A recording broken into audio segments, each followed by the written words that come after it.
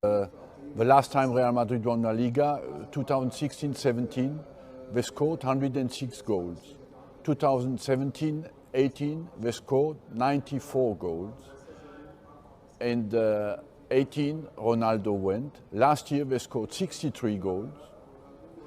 And this year, on the model expected, they will score 69 goals. So they have a deficit of 40 goals, you know, because the best goal scorer today is Benzema with 13 goals, and the second best goal scorer is Ramos, the central defender with 5 goals.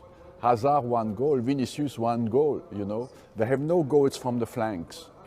And they have improved their defensive record. They're quite the best defense at the moment in the league because they win a bit the ball better back. But offensively, Real Madrid, you expect them to score between 80 and 100 goals. And at the moment, they have a deficit of 30 goals, you know. And I think that's what it is. It's interesting to see the choice of the team of Madrid.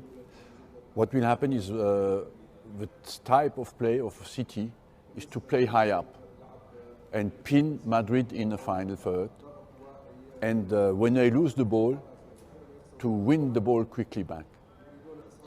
If they don't win the ball back, they make the tactical foul with Rodrigo, who makes a foul, and they all come back.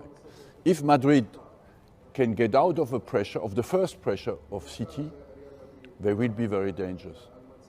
But Man City and in the Champions League is the team who give the lowest number of possession in their own third. But when they have to defend in their final third, the chances of the opponent are of high quality because they are not great defenders.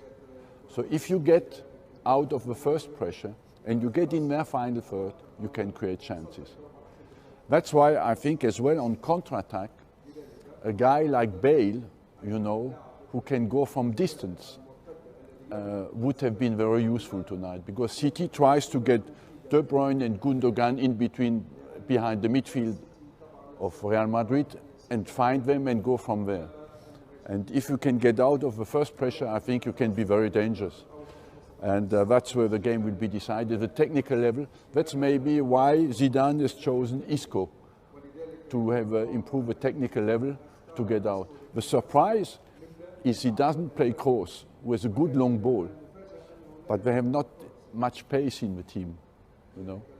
So that will be interesting how Real Madrid will get out of the first pressure. Zidane is like he has been touched by the angels in his bed when he was a kid, you know, and everything he does is successful.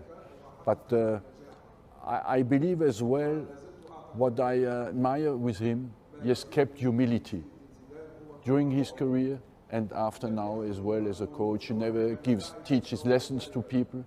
His feet on the ground, and you have to respect even more the man he is than all the rest. You know, in football you win and you lose, but the man is always there. And a great example on that front. Well, we have said before the game that Real Madrid has an offensive problem and of a lack of offensive power. We have seen that in the first half. But I think on top of that, they played with apprehension, with fear.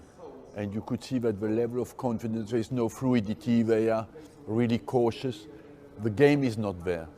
And it's a mixture of lack of offensive power and lack of confidence that is well beyond.